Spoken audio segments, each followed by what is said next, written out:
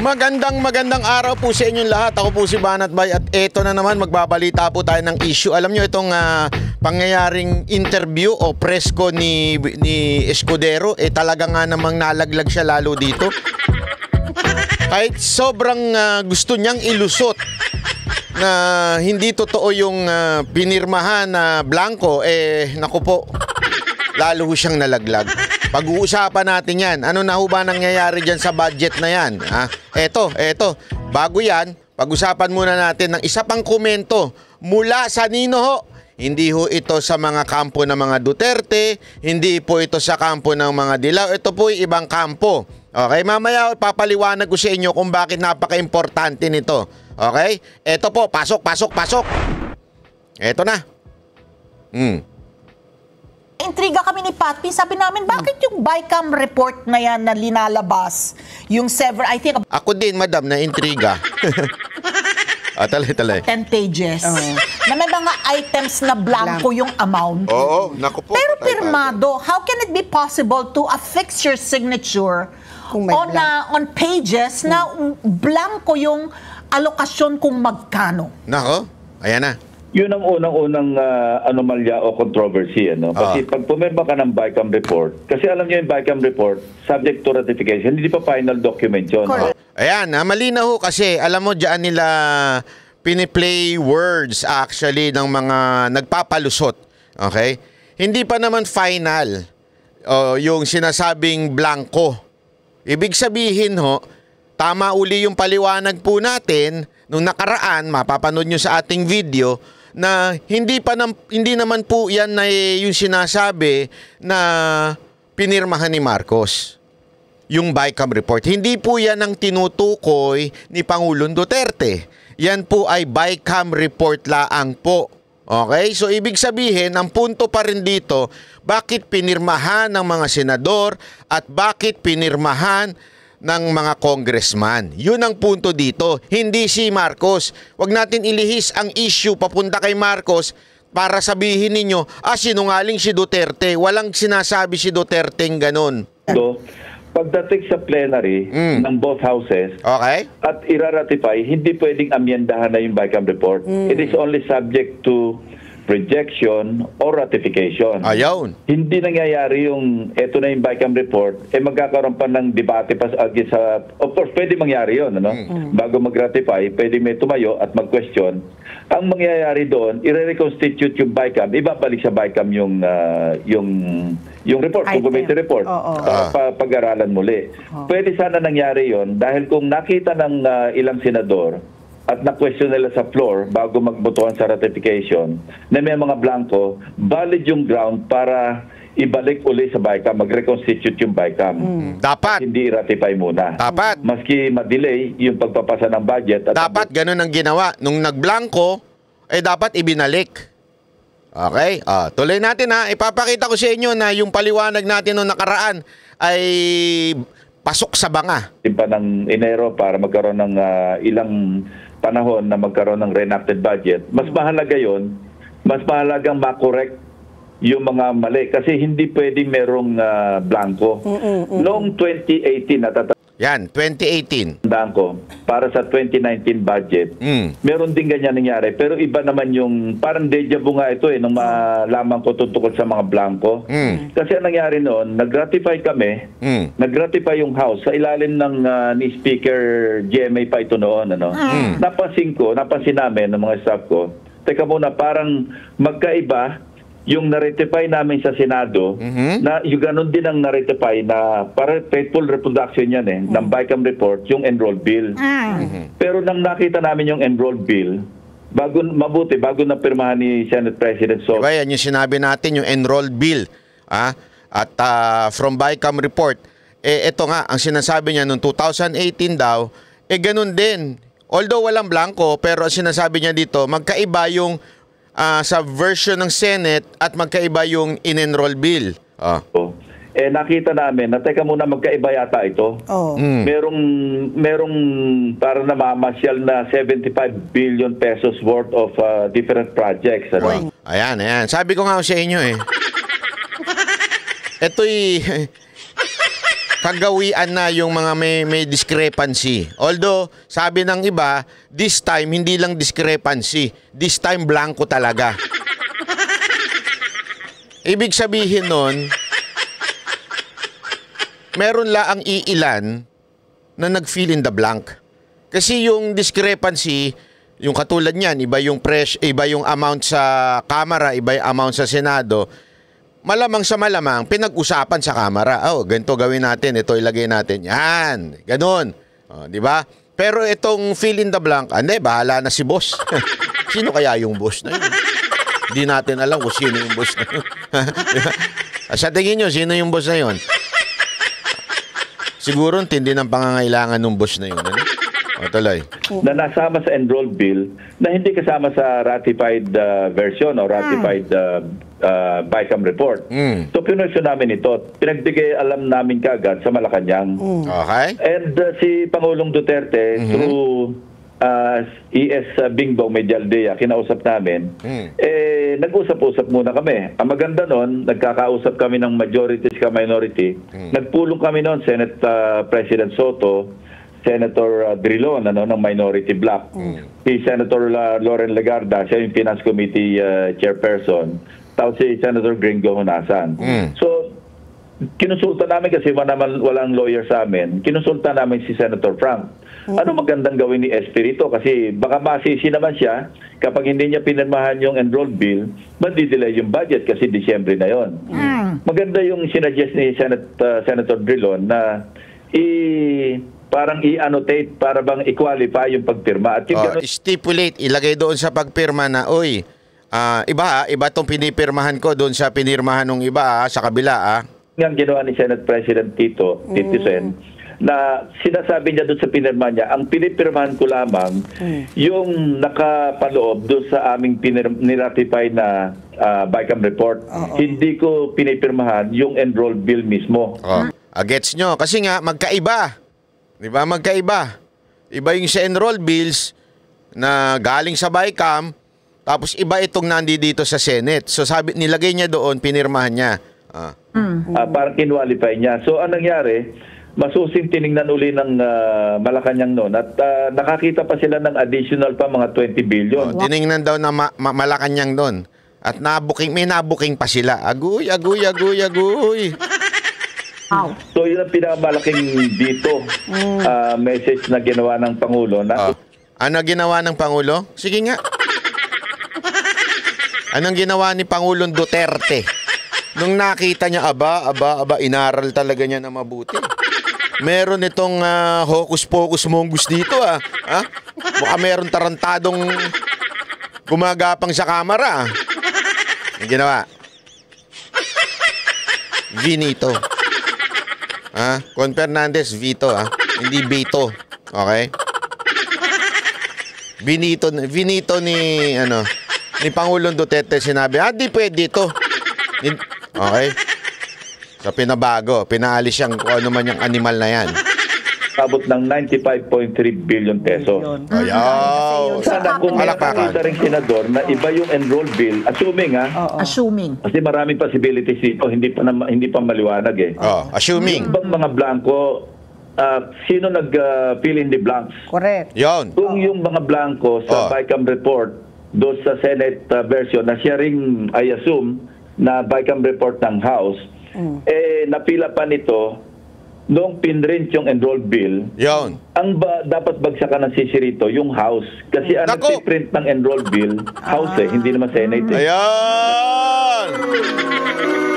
Di ba? Tulad ng sinabi natin ng isang araw, panoorin nyo yung video ko ng isang araw, anong sinabi natin? Di ba? Nagaganap ang printing sa House. Anak ng tuta. So kung may blanco nga daw, sa malamang, nagkaroon ng hocus-pocus yan sa loob doon sa printing. Kasi tama naman, talagang ipiprint yan. Hindi pwedeng iprint yan nang walang nakasulat. Hindi pwede. Kasi yun mapapahamak talaga ang presidente nung pipirma niya na walang sulat. Di ba? Hindi naman yan ang tinutukoy ni Pangulong Duterte na pinirmahan ni BBM na blanco. Wala sinabing ganun si Pangulong Duterte. Huwag niyong baguhin, mga animal kayong mga media. Buti pa itong Net25, Hindi totoo naman. Mga tarantado kasi itong mga media na ito. Buti na lang naninindigan ng Net25 at SMNI. Eto nga, malinaw na malinaw dun sa printing. Meron nang naglagay para ma-print tas ipapapirma kay Marcos. Ayun, agoy, di ba? Kaya nga nangyari nun, iniba nila yung unrolled bill doon sa ratified na BICAM report. So kung gano'n na nangyari, ang bunto ng sisi dapat nasa House of Representatives. Abay, dapat talaga. May part din ng Senate kasi bakit hindi nyo pinoint out. Teka muna, may mga blanco ito. O kaya, yung BICAM report na na-ratify natin, na iba sa enrolled bill. Ang isa pang problema na mas siguro, mas malaking controversy, kung as is, may mga blanco, I think most of the mga blank na appropriations nasa DA Department of Agriculture. Meron sa meron sa PCA, meron sa Fisheries, Office of the Secretary. May mga ganon, ano? Nakita ko mismo kasi napadala ako ng kopya. And at least 14 senators ang nakapirma. Napadalan daw po siya ng kopya. Ito, linawin natin, ha? So, meron siyang kopyang blanco. Linawin natin yan, ha? May kopya siya na blanco. At yun din ang sinabi ni Ungab. Ibig sabihin, yung kay Ungab, yun din yung natanggap siguro ni Lacson kasi may blanco din. At parang pareho nga, sa sinasabi, sa Department of Agriculture, may mga blanco. Malinaw yan. Kasi umamaya, meron kasing ayoko na lang magsalita. Meron kasi diyang isang nagsalita, sinabi niya, bakit isang kampo lang ang nagreklamo? Hindi ho isang kampo lang ang nagreklamo, mga kababayan. Pati po ito nga rin sinasabi ni Lacson, siya rin nakatanggap. Di ba? Sus, Ginoo kayo, Doon sa BICAM report na may mga blanco. Nako. So, doon pa lang sa ginawa ng Senate, medyo may problema na kasi blanco. Malaking problema. Kung ang balikan ko yung kung ang pag-fill up ng mga blanco nangyari sa pag-enroll ng doon sa enroll bill, ang kasalanan nasa House. Pero kung naipasa yung enroll bill na i-transmit sa Malacanang, na may mga blanco pa rin, sino na nag-fill up ng mga blanks? Di malamang yung DBM. Nako. Or kung sino man yung mga ahensya pa na bago isumiti sa Pangulo para pirmahan yung mismong GAA, napilapan, pero ng executive branch. Mas anomalous yun kasi ang executive branch hindi pwede mag-amyenda.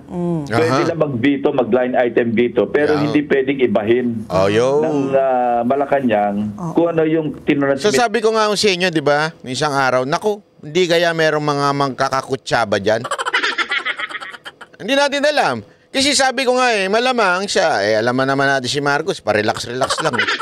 So, baka mamaya pinaiikot siya ng mga tauhan niya. Hindi, seryoso. Let's give a fair and unbiased opinion on this. Baka malamang talaga, tama naman yung sinabi ni Marcos.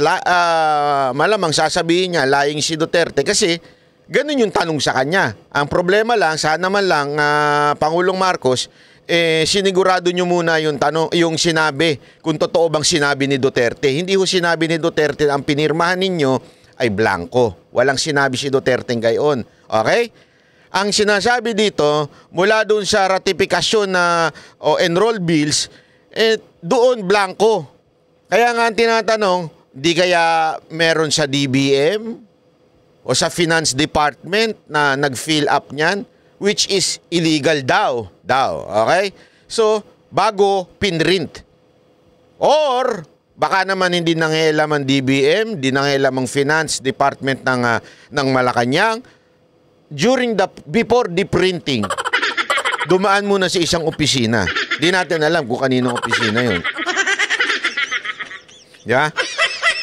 Dumaan sa opisina at sinabing, Gago! Sir, ipiprint na natin to. Ano ba ang galagay natin dito? Gago! Blanco kasi. Siguro, sabi sa atin, kayo nang bahala, fill in the blanks.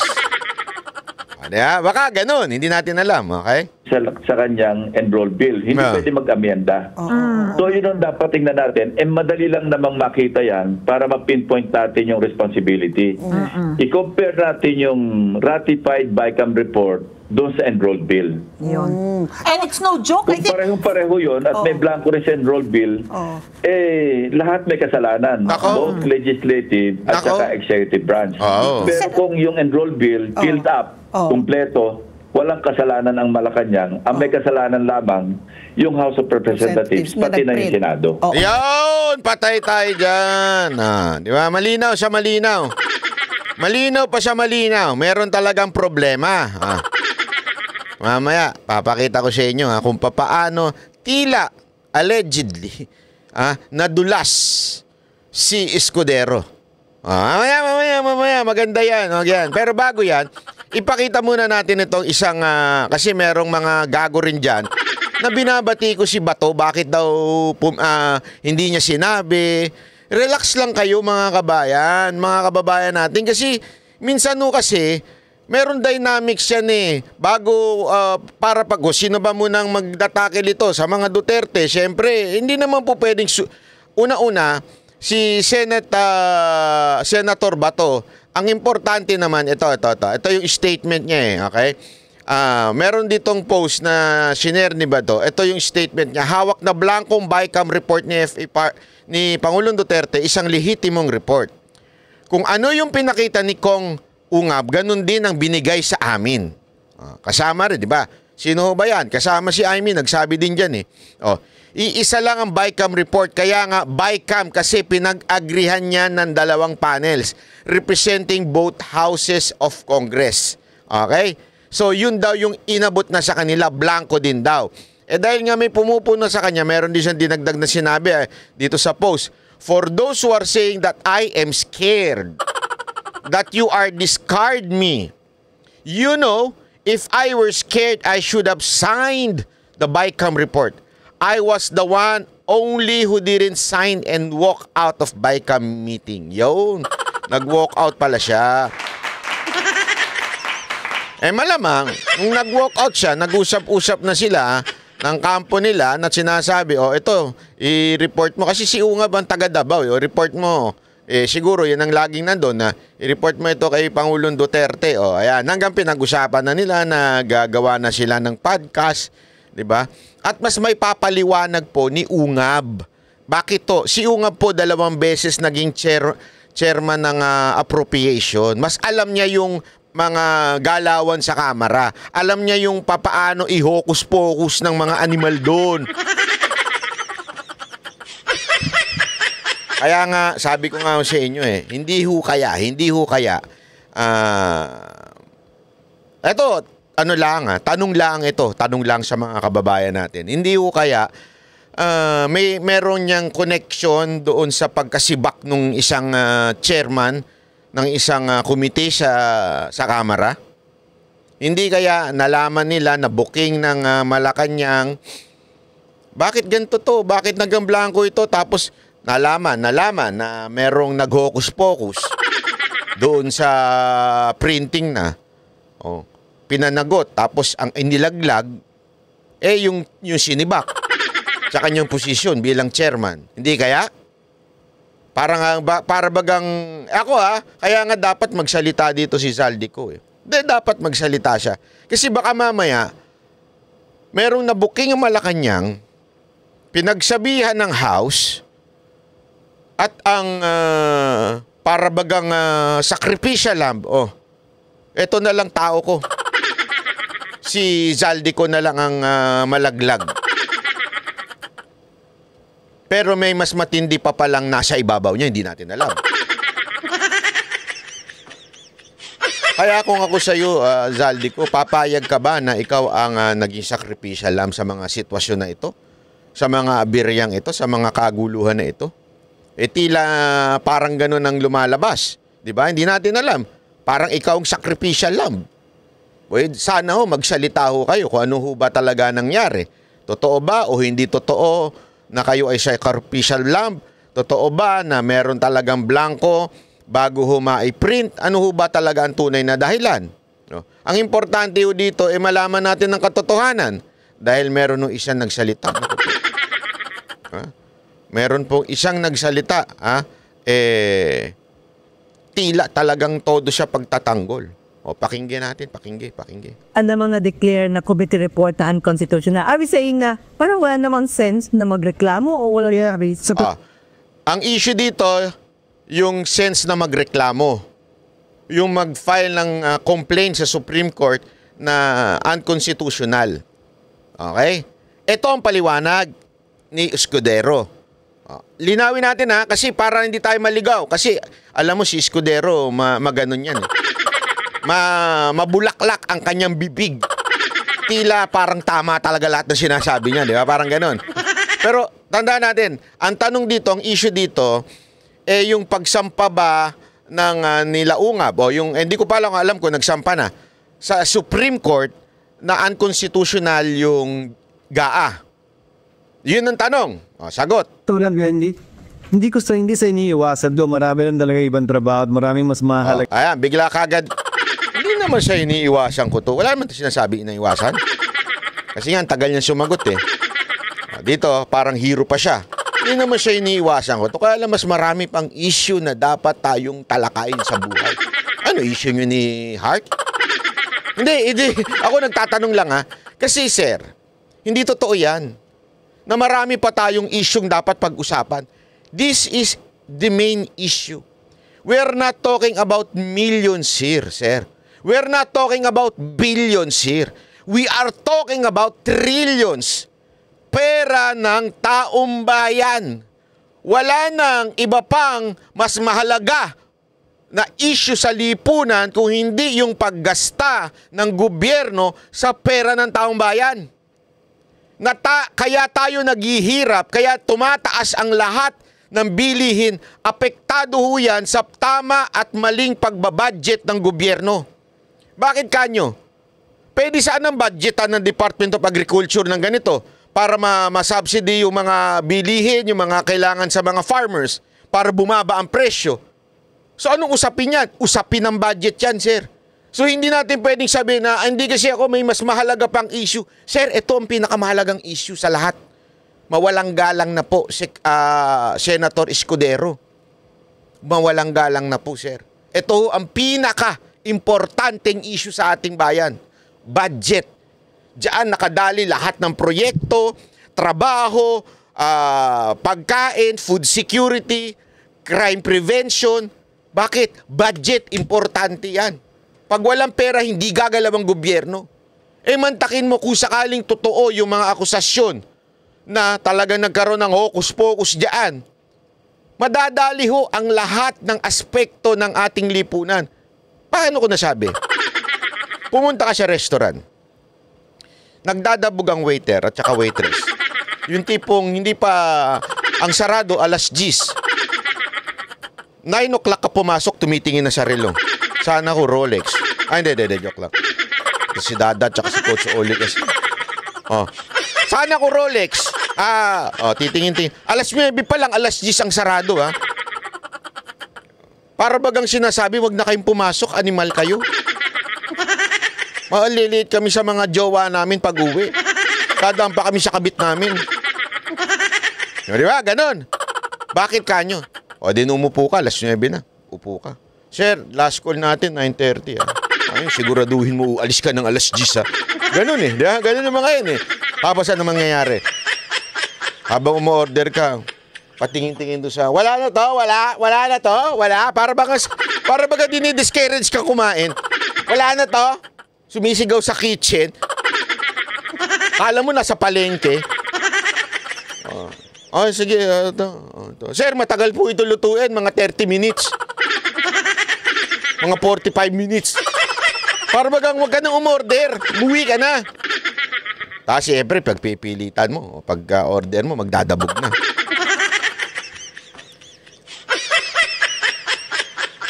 Banat Bay, ano namang kinaugnayan niya sa budget ng Pilipinas? Bakit ganun yung waiter? Alam niyo kung bakit? Underpaid. Hindi binabayaran ang kanyang overtime. Mababa o kaya minimum lang ang kanyang sahod. Hindi ko sinasabi na justifiable ang action kung sakasakaling ganun yung action ng isang waiter o waitress. Anong ibig ko lang sabihin?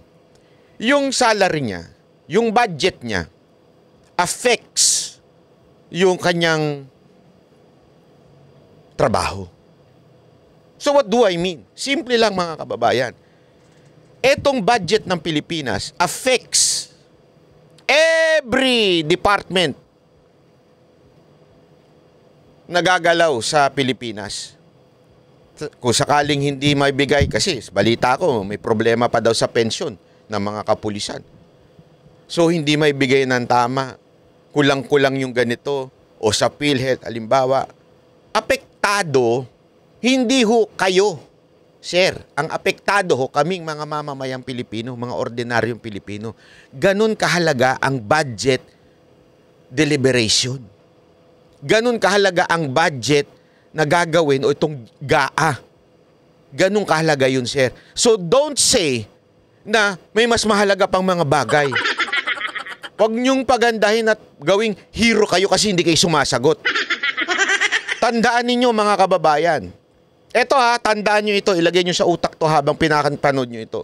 Kasama si Escudero sa pumirma sa di umano, allegedly, na blankong budget. So naturalmente, kung totoo na ikaw ay kasama sa pumirma ng blankong budget, hindi ka talaga makakasagot kagad. Maghahanap ka pa ng dahilan, eksplanasyon, o di kaya susubukan mo ang lahat ng bagay para mailusot. Bakit? Pumirma ka eh. Tama, mali. Papakinggan natin. Yung bagay na dapat tugunan ng pansin at hinahayaan ko sana ito dahil para sa akin nga, sabihin na natin kunwari lang. Di ba, na lahat ng sinabi niya totoo na hindi ko kinopansin sa kanya. Anong question niya sa korte?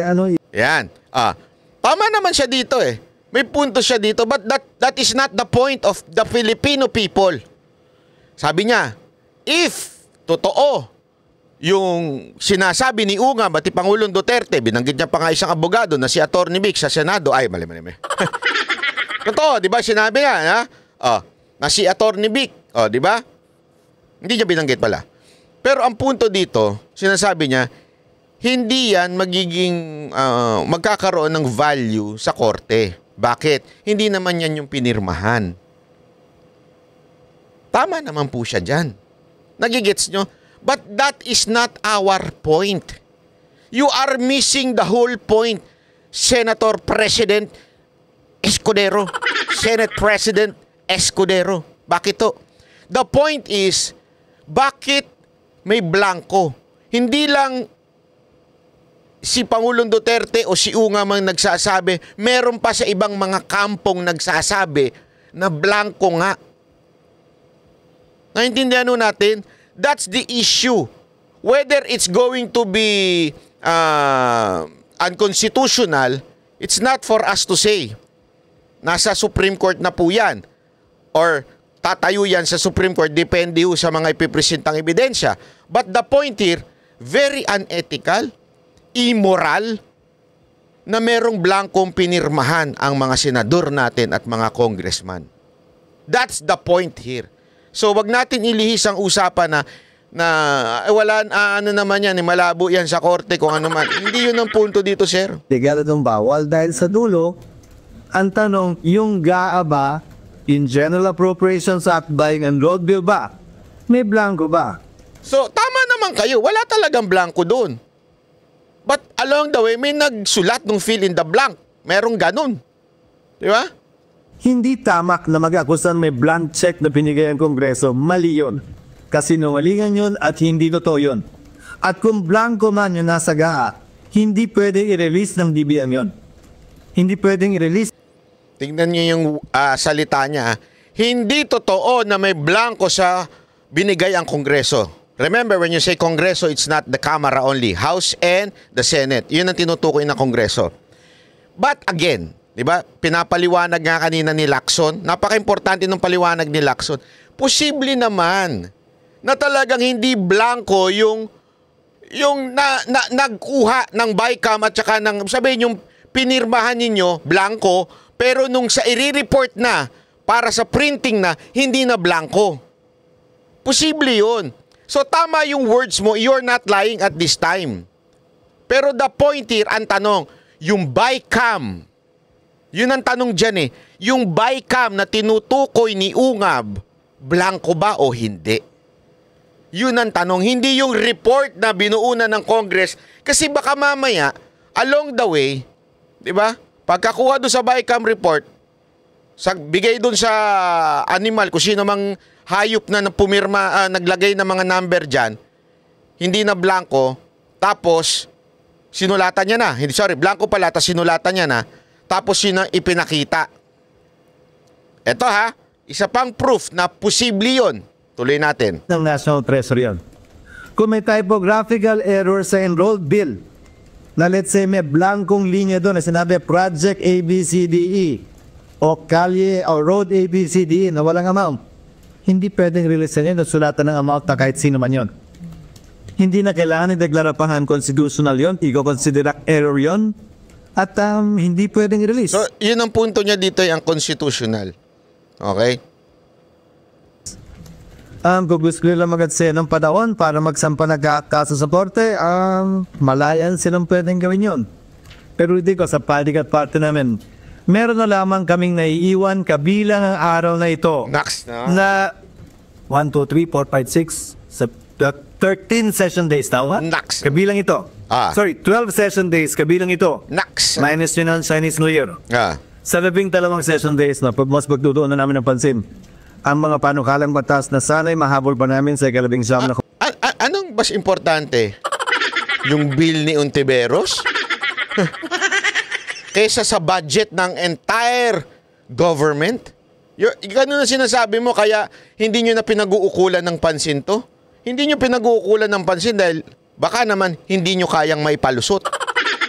Kasi puno ng ebidensya. Kasi hindi lang po si Ungab ang nakatanggap ng blanco.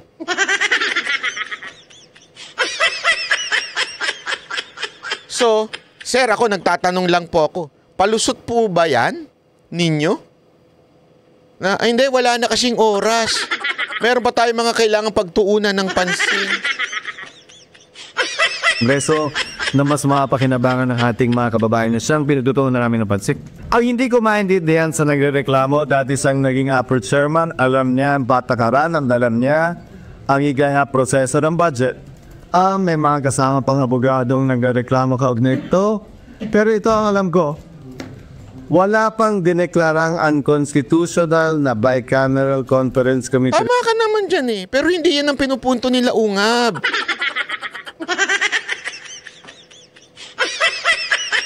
Ang punto dyan, bakit pinirmahan ng mga senador at ng mga kongresista yung BICAM report na yun? Bakit nila pinirmahan? At the same time, sino ang nag-fill ng mga blanco doon? Yun ang pinupunto nila, hindi yung ang constitutional na ganito, ganito. Kaya sinasabing ang constitution o yung sinabi nila Ungab na dapat dalhin na to sa Supreme Court. Kasi nga ang punto doon, may blanco, tapos kung na-print man na hindi na siya blanco, merong anomalyang nangyari. Yun yung sinasabi. Wala naman sinasabi na doon sa final printed na yung GAA, yung magiging bill, yung magiging batas na, ay blanco. Sir, wag natin ibahin eh. Iniiba natin ang kwento eh. Report, wala pang dineklarang unconstitutional na committee report. Sa katunayan, wala pa yatang dinedemanda sa korte para i-deklara unconstitutional ang isang committee report o bicameral conference committee report. Ang dinedeklara unconstitutional ay batas. Hindi yan ang point. Ngayon, yung batas ng General Appropriations Act na produkto ng anumang committee o conference committee report o committee report ay ang kina-question at kompleto yung batas. Hindi yan na kini-question, sir. Hindi. Hindi ho yung... Ano sinasabi nyo dyan? Produkto ng anumang committee o conference committee report o committee report ang kina-question at kompleto yung batas na yon, walang blanco, walang kulang, at yung amount ay datsusuma. Unawain po ninyo. Ang budget ay may humigit kumulang 200,000 linya. na may mga nakasulat na pamagat, titulo ng proyekto at amount. Oh. Hindi yun ganoon kasimple na gawin o ginagawa. Kaya ang isa, kung mapapansin din niya, pinakita nila unang kopya na may pirma ako. Kasi nakikita kong kopya ngayon, wala na akong pirma, kaya hindi ko alam kung saan galing yun. Ay nakasado na otorisado ang Commission on Appropriation and Finance na mag-correct, magpuno, maglagay dahil posible na may nakaligtaan doon.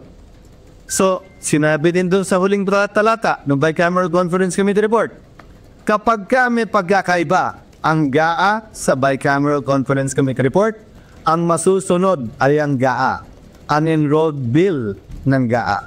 Kung babalik tanawan naman natin, ang mga naging desisyon ng Korte Suprema, ang pinagpipilian lamang ng Korte Suprema kung sakasakali may pagkakaiba, kaugnay sa isang panukatang batas, ay ang journal entry rule na tinatawag o yung pinasok sa journal base sa debate ng Kamara at ng Senado o yung enrolled bill. Ito yung pinilmahan ng Speaker, Senate President, Secretary General ng House, Secretary General ng Senado at ng Pangulo. Nako. Ayon sa Korte Suprema natin, sa mahaba at marami ng desisyon, ang susundan at sinusunod. Kaya yun yung nakalagay sa Bicameral Conference Committee Report. Napaikot-ikot pa nito eh. Hindi yan ang punto eh. Ay yung enrolled bill. Yung pinirmahang bersyon ng batas ng Pangulo, ng leader ng Kamara at ng Senado at ng Secretary General ng dalawang Kamara. Iyon ang mag-govern. Ngayon, kung may kulang doon, tama lamang na ito'y mapwestiyon. Or, pag may nirelease dahil pinilinda Blanson pagkatapos, tama lamang na hindi i-release yun, ni payagat i-release yun. Pero hindi ang anumang basehan sa isang committee report na gaya ng sinabi ko. Alam naman yan, nung kongresistang Korte Suprema, kung sakasakali. Ito nga yung sinasabi ni Escudero. So, ito mga kababayan, malinaw na malinaw. Tama naman yung sinasabi niya. Tama. Oh, hindi naman yun, pero hindi yun ang punto. Tama yung sinasabi mo, pero hindi yun ang punto ng live. Patungkol po dyan sa GAA at saka sa hindi po patungkol sa GAA kung hindi doon sa BICAM report. Yun po ang tinutukoy ni Ungab at ni Pangulong Duterte, hindi yung GAA. So, wag po natin ibahin ng kwento, ha? Eto, may papakita pa ako sa inyo. Eto naman, oh. Oh, eto ha, tingnan ninyo ito sinabi. Manood kayo. Etong ating favorite ngayon. Ito ang ating favorite na congressman ngayon. Kasi mainit din ang ulo nito sa mga vloggers. Oh, pasok. Yun nga ang mahirap Yun nga ang mahirap Bakit gano'n ang mga natin, mga kongresista natin, para bagang nasa lang, di ba? Kahit yung isa pa, meron pa, mainit ang ulo dun sa Parang, hindi ko, yun nga ang mahirap may nagsasabing blanco pero wala namang bata. Remember, the General Appropriations Act is Ayan na naman siya. General Appropriation Act na naman ang tinutukoy. Hindi ba kayo nakikinig? Alam mo, ewan ko feeling ko, hindi sila nakikinig o hindi nila pinanood yung video o baka naman, ito ang sinabing damage control ng PR na alam naman natin ginagamit ngayon ng gobyerno. Kasi halatang may PR, PR messaging na ginagamit ng gobyerno. Ito ba yon? Ito ho ba yun ngayon? Ang packaging ninyo? Na idiin natin yung GAA. Yung GAA, walang blanco doon sa GAA. Yan ang importante sabihin natin. Kasi hindi sila mauhuli doon. Tama naman sila. Walang blanco doon sa GAA. BICAM report na sinasabing blanco, hindi yung GAA. Sir, ano ba? Panurin nyo naman kasi yung video. Yan ang hindi ko maintindihan sa mga politiko. Kayo na react sa hindi nyo pinanood.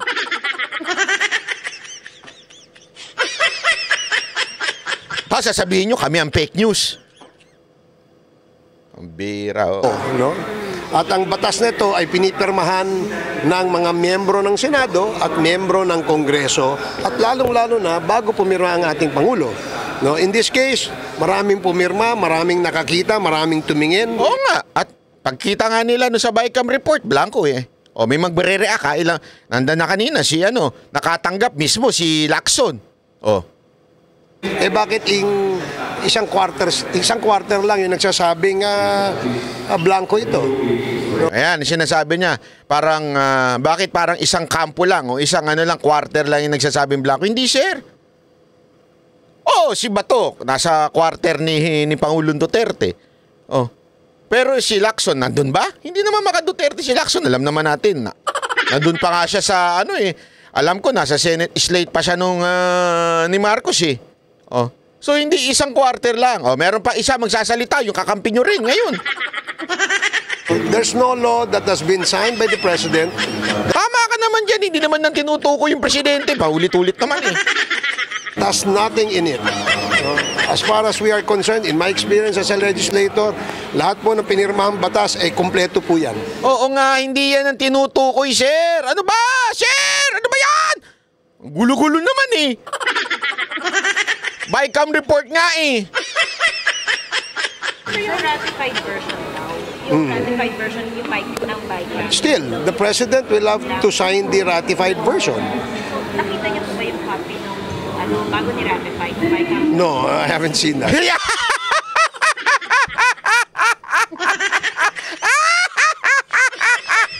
React ka ng react, you haven't seen the ratic. Sakit mo sa bangs. Ang sakit mo sa bangs.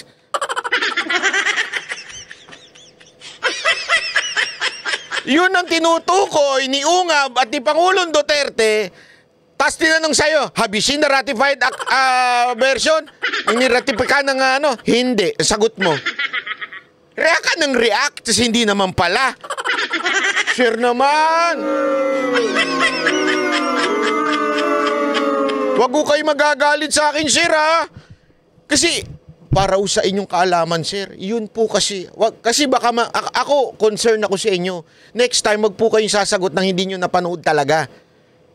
Kasi hindi yun po ang sinasabi. Wala pong sinasabi si Pangulong Duterte. Ulitin ko, siguro 100 times ko na sinabi to sa video. Panoorin nyo, sir, na maigi. Walang sinabi si Pangulong Duterte at si Ungab na ang pinirmahan ni Marcos ay blanco. Wala rin siya sinasabi na ang GAA ang blanco. Ang sinasabi yung Bycam report. Sir. Tapos, nung tinanong kayo kung nabasa ba ninyo, hindi nyo naman nabasa, sir. Yun nga po yung tinutukoy.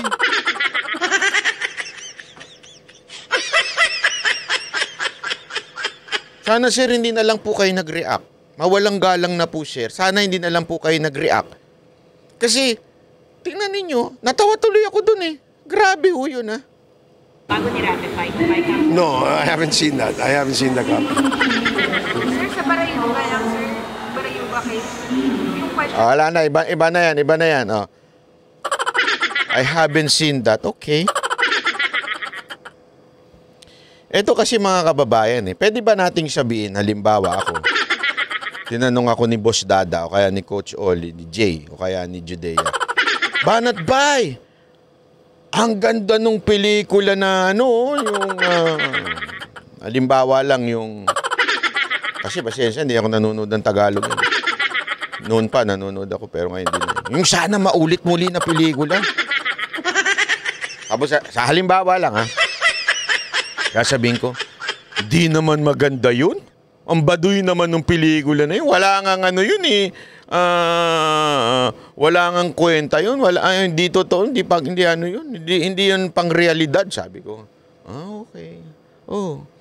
Sino ba yung mga artista doon? Biglang tinanong nila Boss Dada. Napanood mo ba? Hindi.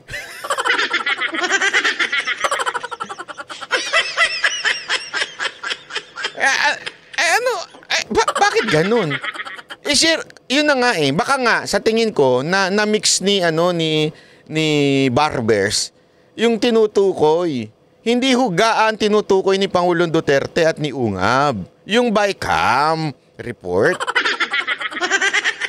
Kasi naman kayo media, pag nagtanong kayo, gaa ang ginagamit nyo. Yan tuloy. Sumasagot, hindi alam ng mga yung sagot. At saka sinasabi niya isang kampo lang, hindi po. Kahit itong kakasamahan ninyo. Yung Makabayan Black, sinabi rin blanco. So sinungaling yan? Eto. Itinanggi ng ilang senador na pumirma sa BICAM report ng 2025 national budget na may mga nakita silang blanco sa pinirmahan nilang dokumento. Ipinakita naman ng isang kongresista sa GMA Integrated News ang kopya ng BICAM na niratify raw ng Kamara kahit may mga blanco. Saksi, si Jonathan Andal. Nakakuha ang GMA Integrated News ng kopya ng BICAM report ng 2025 national budget mula kay Congressman Raul Manuel ng Kabataan Party List. Si Raul Manuel, ha? Si Raul yan. Si Raulo yan. Si Raul yan. Okay, si Raul yan.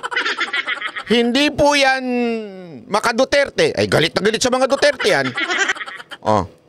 Pero bakit niya sinabing blanco rin yung kanilang natanggap? Si Raul yan. Si Raul, ha? So, mali yung sinasabi ni Barbers na isang quarter lang o isang, masabi nating isang kampo lang. Yung nagre-reklamo. Hindi ho, pati ho itong kasama ninyo. Yung inyong ginagamit ngayon ng Kamara na para attack dog sa mga Duterte. Sila rin ho mismo nagsabi, blanco talaga eh. Tugma raw ito sa mga blankong ipinunto sa inilabas na dokumento. Tugma daw sa blankong inilabas ni Ungab. So from different camps, talagang blanco. O tama yung sinasabi ni Ungab. Ito ni na Congressman Isidro Ungab at dating Pangulong Rodrigo Duterte. Sabi ni Manuel, mo ngayon na sumang-ayon si Raul. Si Raul, di ba? Ang BICAM report na ito na may mga blanco ang siya ring niratipikahan ng Kongreso. Aniya, binigyan daw ng kopya ng BICAM report ang lahat ng kongresista noong Disyembre bago ito'y sinalang sa plenaryo para maratipika. Pero ang problema, in-email lang daw ang soft copy nito. Kulang isang linggo bago ang ratifikasyon. Habang ang printed copy naman, ibinigay lang daw wala pa isang oras bago ito'y sinalang sa plenaryo. Kaya raw hindi na ito nabusisi ng maayos. Sobrang depend ng oras talaga para sinadya kaya na ipitin yung oras nung time na yon para talagang hindi na mabusisi. Yun, yan ang mga tanong dyan eh. Hindi kaya, kaya inipit ho talaga? Hindi natin alam. Sisi yan, parang may enter sa totoo lang, hindi rin agad nakita yung mga blanks, no? Kasi nga, hindi tayo sanay na may mga ganon. Sa madaling salita, parang hindi masyado nabusisi. So, pumirma lang sila, inassume lang nila na okay ang lahat kasi may tiwala sila. Kaya huwag kayong pirma ng mga kontrata, ha? Naalala ko, di ko na sasabihin. Hindi, totoo, ginagawa yan talaga nung iba, yung minamadali ka, tapos, kasi dapat, at totoo lang, although hindi sa ganito, sa mga kontrata po, dapat inuuwi muna yan. Tapos, tanungin mo muna, papabasa mo muna sa abogado. Pero ngayon, yung mga artist agency, mga management, di ko na sasabihin kung sino, ha? Dati nung pumirma si Mocha, may hidden dun sa baba. Na small text ang ginamit. Automatic renewal of contract. Nakalagay dun. Tapos, nung gusto na naming mag-quit doon sa management na yon, ay grabe yun ang ginamit. Kaya nga, mabilisan yung pagpapapirma sa amin, inangarag kami, tapos maliit pa yung font so hindi na nabasa. Buti na lang napakiusapan namin at nung napag-alaman namin, yung mga sikat nilang mga artist, hanggang ngayon medyo pulubi pa. Bakit? Kasi nga may automatic sabihin, nung pumirma sila doon sa kontrata na yon, yung kasunduan na yon medyo mataas pa yung katkong nung management. Kasi nga, hindi pa sikat yung artist. Sumikat na yung artist, milyonaryo na yung mga show niya.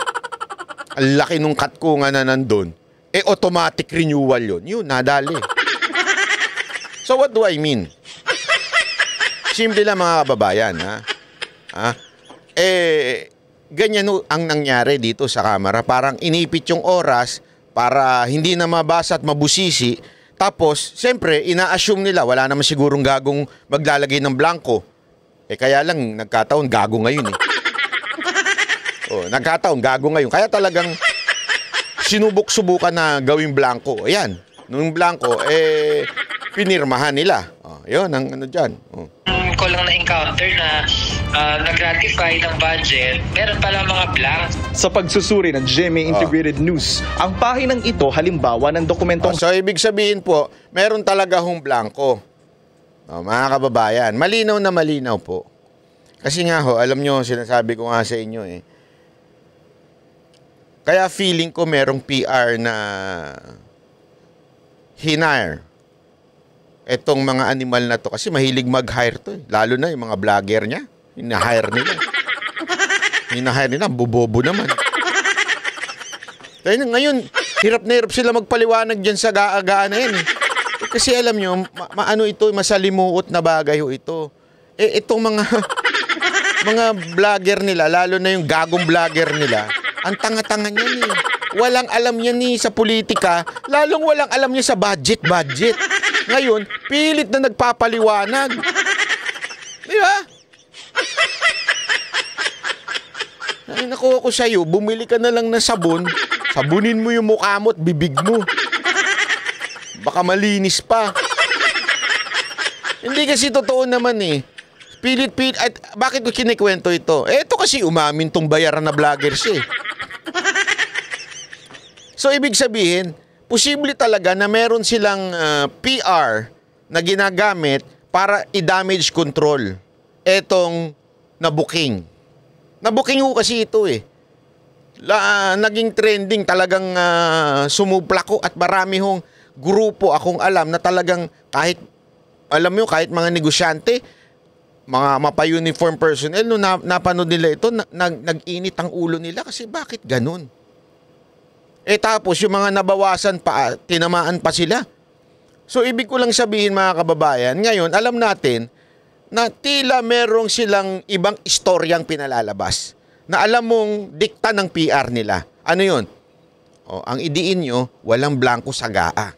Walang blanco sa gaa. Walang blanco sa gaa. Pag paulit-ulit yan, lalabas na sinungaling si Duterte. Iulit nyo. Kami nang bahala sa media.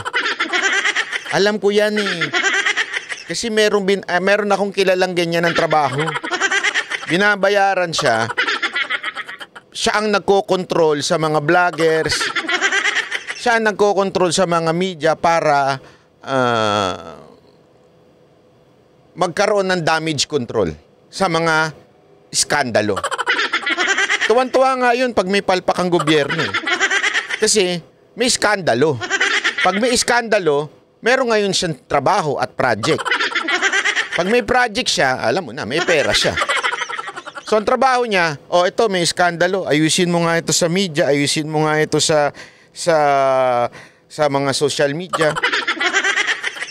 Tapos siguro, malamang sa malamang, ang sinabi niya sa media, ganito lalabas si ganito. Totoo yan, kinokoordi. Alam ko yan. Sinubukan akong bilhin niya, di ako nabili. Sabi ko, pasensya na, magkaibigan tayo, pero... pasensya na. Ibang usapan to, pera ng taong bayan to. Hindi ho ito tungkol sa budget Yung kahit noon pa, ito yung sinasabi ko noon pa Ang trabaho ganyan. Siya yung lumilinis ng dumi ng mga politiko. Tapos, ang gagawin niya, ko-coordinate niya sa media, tatawagan niya yung mga kaibigan niya media, lalabas si ganitong si ganitong politiko, interviewin niyo ito ang tanong. Ang laki ho ng bigay diyan. At yung mga media naman, syempre ikaw, reporter ka alam mo yun, kaya nga meron akong kilala diyan, reporter, grabe. Talagang ang tanong ito lang ang tanong mo wala nang iba. Alam na nung politiko ko anong sasagot niya. Tinuturuan, ang tanong, gaa lang Totoo ba na pumirma si ng gaa? Si politiko naman, ayun na yung keyword, gaa. Ang sagot niya, ang sagot ko, ito. Hindi. Walang blanco dyan sa gaa. Tapos ngayon, ang issue naman, tama ba? Constitutional ba? Meron bang basihan ng demanda? Ganyan, siyempre. Ikaw, tama naman yung sagot mo. Ano sagot mo? Walang basihan na magdemanda hindi yan tatayo sa korte kasi nga, ang pinirmahan ng yung GAA na printed ay wala namang blanco. So, ang ganda na ng kwento. Isipin mo nabaligtad pa ngayon si Duterte. Si Duterte pa ang fake news. Kahit hindi naman niya sinabi yun. Saka nakakita ng fake news na hindi mo sinabi. Sabi ko nga sa inyo, kaya mapagmatyago kayo. At pagka, nanood kayo ng mainstream media, tingnan ninyo yung wordings na ginamit. Napaka-importante kasi yan Sabi ko nga sa inyo, dyan nila nilalaro sa wordings. Kasi yung mga Pilipino, pagpasensya na ho natin, yung iba nating mga kababayan, hindi naman talaga nila binabasa yung details. Ang binabasa nila yung headline lang na sasabihin, Marcos said, Duterte is lying. Ganyan, yun lang ang babasa. Ay, sinungaling si Duterte. Wala naman palang blanco. Alagay doon sa headline, walang blankong pinirmahan si Marcos. Duterte sinungaling. Ganyan. Ikaw bilang Pilipino, dahil mas gusto mo yung mag-swipe ng TikTok at maghanap ng mga bebot dyan, na sumasayaw ng ganun-ganun, hindi mo nababasahin yung laman ng news. Di ba? Ang basta, tama nga, wala palang pintina mo na, walang pinirmahan si Marcos. Sinungaling si Duterte, fake news peddler pala. Ganyan sila magsalsal ng balita. Tapos, para kapani-paniwala, lahat ng media ganon ang kwento. Pag lahat ganon na kwento, kaliwat kanan, pupunta ka sa 7-Eleven, sa Uncles dyan, yung mga dyaryo dyan, headline na yan. Siyempre, wala nang pera yung mga dyaryo. Kasi totoo, mahina na mga dyaryo, mga news, yung mga TV. Nasa social media na talaga. So, tumatanggap na yan. Ito, headline mo, sa halagang 300,000. Hindi natin headline, ito lang. Hindi naman importante yung laman Headline lang importante. Duterte, nagpakalat ng fake news. Ikaw naman, si tanga, bumibili ka lang sa Uncle John's o kaya sa 7-Eleven, nabasa mo, ay, oo nga, nagpakalat ng fake news. Hindi mo binasa yung loob. Tapos magano ka, ba't kaya ganun si Duterte ngayon? Tanga ka Tama mali. Tapos lahat. Punta ka ng Uncle John's, punta ka ng 7-Eleven, gano'n nabasa mo. Ngayon, uuwi ka sa bahay, magkukuyakoy ka, inom ka ng beer, di ba? Biglang pagbukas mo ng news pack. Duterte, nagsinungaling. Duterte, liar. Kaliwat kanan sa lahat ng news. Amo na, sabi ko na Tama nga kasi tayo mga Pilipino, pag maraming nagsasabi, ewan ko kung tayo lang bang Pilipinong ganun o kahit yung ibang mga tao. Pag maraming sinasabi, nagmumukha ng totoo. Di ba? Mantakin mo. Dati may lumalabas pa sa social media naman. Healthy ang uminom ng isang bote kada isang araw na alak. Kasi nakakapatay ng bakterya. Ganyan. Ikaw naman, si manginginom. Pag nabasa mo, napanood mo yun, di ba? Pag tinignan mo, papaniwala mo na, paulit-ulit na yun. Lahat na manginginom, i-share na yun. Ang dami nyo manginginom sa barkada nyo, na friend mo lahat. Senior lahat yun. Tingnan mo na, totoo. Kasi paulit-ulit mo na nakikita. Kahit ang sinabi doon, isang bote lang ng San Mig Light. Hindi naman sinabi doon, isang bote ng tequila. O isang bote ng gin. Di ba? O na Macallan. Tama mali. Dahil ka tatanga-tanga ka, hindi ka nag-research, hindi mo binasa talaga yung tunay na laman, nang sinabi mo lang doon, ang nakita mo lang doon, isang bote ng alak. Inassume mo na yung bote ng alak, gin. Bote ng alak, whiskey, o di kaya tequila. Kasi nga hindi mo binasa, hindi mo pinanood. Yung buong news, di ba? Tapos pag paulit-ulit na, tama na sa inyo magbabarkada. Pare, nabasa mo ba yun? Ano yun, pare? Uminom daw tayo isang bote kada isang, okay lang daw para mamatay ang mga bakterya sa katawan natin, pre. So, ilan tayo ngayon? 5 tayo. Boss Dada, Coach Soli, Master Judea. 5 bote ito. Sige, order ka 5 bote ng makalan dyan. Tama, mali. Ay, kasi nga, gago ka. Tanga ka. Nagpapaniwala ka. Hindi porket paulit-ulit, totoo. Lagi yung tatandaan, ha? Maging ano tayo, magkaroon tayo ng critical thinking. Ano man sinasabi ng abogadong tatanga-tanga na yun?